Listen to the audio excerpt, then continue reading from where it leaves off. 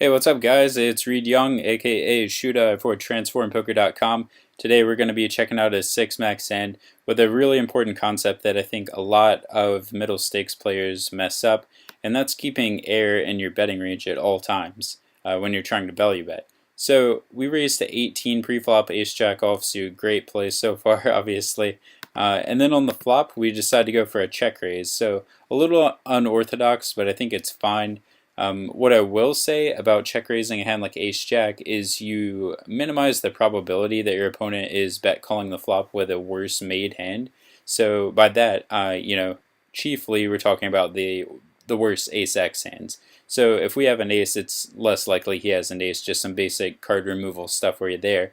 But if you had to choose a hand to check raise the flop with, I would say pocket nines is going to be your best bet. Pocket jacks and jack nine also do fairly well.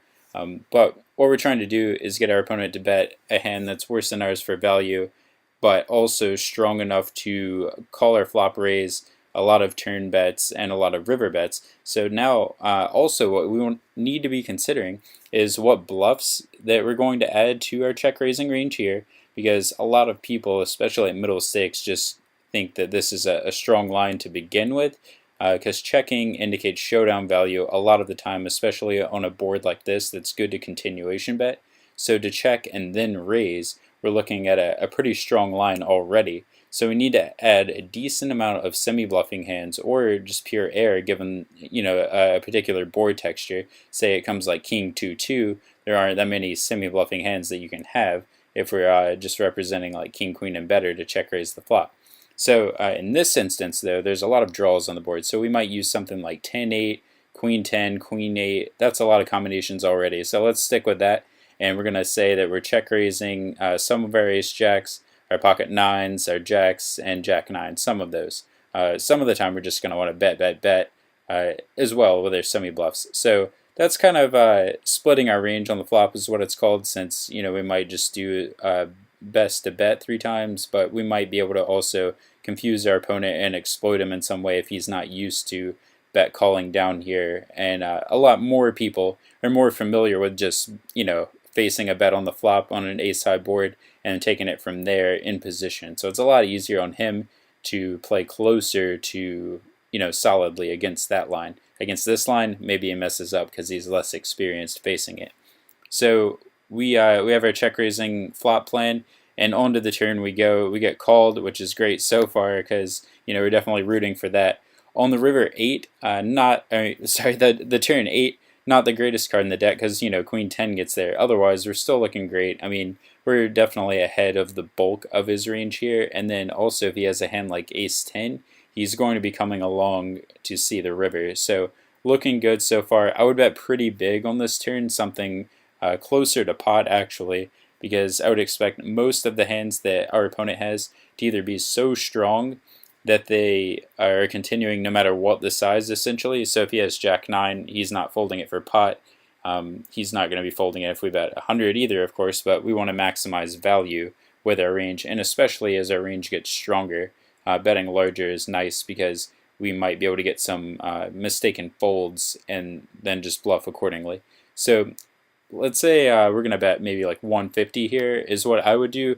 The player who posted this hand bet 105. I think it's too small just because we get called anyway if we bet larger in most cases, I think.